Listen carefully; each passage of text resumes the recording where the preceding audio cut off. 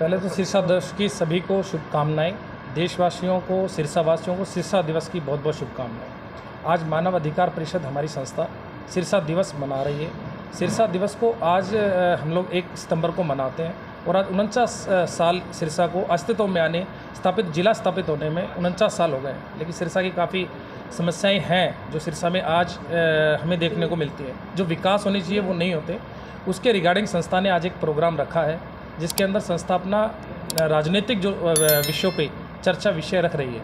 और आज के इस प्रोग्राम में हम लोग निर्धारित करेंगे कि हमें इस आने वाले विधानसभा के अंदर, जैसा कि आप लोग सब मीडिया के साथी भी जानते हैं, सिरसावासी भी जानते हैं कि 1 अक्टूबर से 5 अक्टूबर से मतदान होना है, तो उसके अंदर हमारी संस्था का क्या रोल रहेगा वो हम लोग आज निर्धारित करने वाले हैं। इस एक सैलाब के अंदर हम लोग, हमारी संस्था जिसमें 1500 मेंबर लगभग हैं सिरसा के, और बाकी के जो हमारे साथी आज हमारे साथ हमें सहयोग देने के लिए यहाँ पहुँच रहे हैं, वो सभी लोग इस चीज़ में जो है डिसीजन लेंगे। इसके अलावा हमारी संस्था ने कुछ कार्य जो अभी तक किए हैं, जिसमें संस्था ने सिलाई सेंटर्स रोहतक के अंदर चलाया है, सिरसा के अंदर चलाया है। इसके अलावा नशे के लिए हमारी संस्था ने बहुत काम किया है। एक वोट नशे के लिए भी हमारा अभियान हमने चलाया था।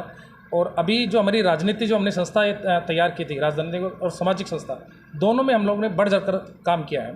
इसके अलावा जो कुछ सड़क के खड्डे होते हैं जिसे हम खुद भरते हैं, गरीब बच्चों को शिक्षा के लिए प्रेरित करते हैं, बच्चों को जो आधारिक सुविधा होती हैं गरीब बच्चों को, उनको प्रदान कराने की सुविधा करते हैं। गांव के अंदर एंड्रॉयड फ़ोन और गूगल जैसी जो आज के टाइम में गांव के जो बच्चे हैं वो वंचित हैं उन चीज़ों से, उसके लिए हमने काम किया है, जिसमें हम बच्चों को सिखाते हैं कि गूगल पे कितने करीब है। आज भी अगर हम बात करें तो सिरसा के बहुत से गाँव हैं जिनमें बच्चों को नहीं पता है कि गूगल का क्या यूज़ हो सकता है, गूगल हमारे क्या क्या काम आ सकता है।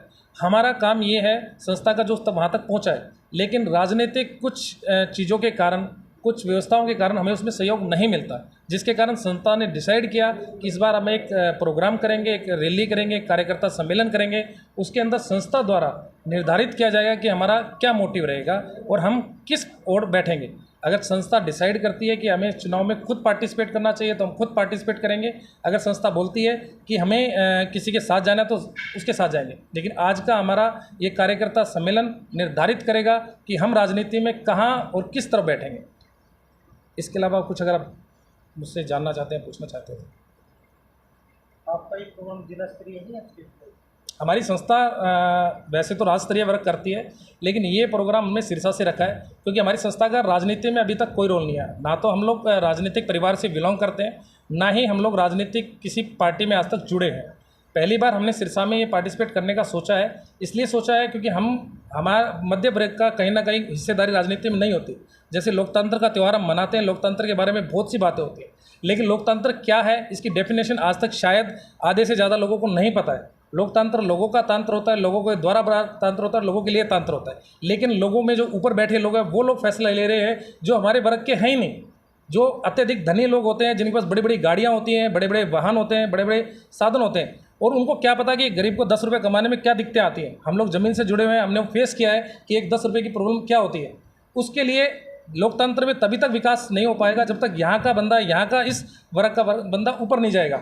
इसीलिए संस्था ने डिसाइड किया कि हम सिरसा से शुरुआत करेंगे और राजनीति में एक अच्छा राजनीति को लाने के लिए, एक अच्छी राजनीति करने के लिए हम उसके लिए पूरा प्रयास करेंगे। मानव अधिकार परिषद की जो आप चुनाव की बात कर रहे हो लड़ने की, तो उसका एजेंडा क्या हो?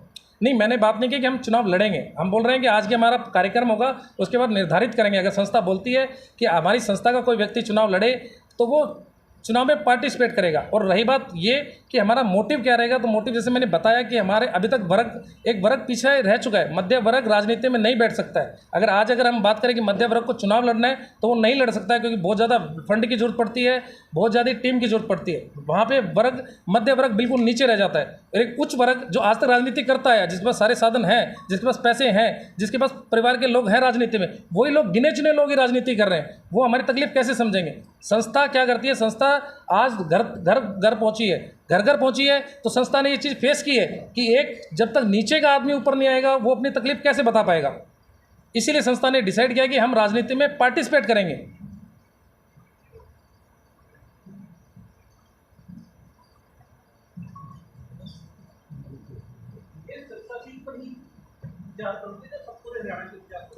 नहीं, अभी मैंने जैसे बोला कि संस्था ने पहली बार डिसाइड किया कि हम राजनीति में आएंगे, तो हमने सोचा कि सिरसा से ही हम शुरुआत करेंगे।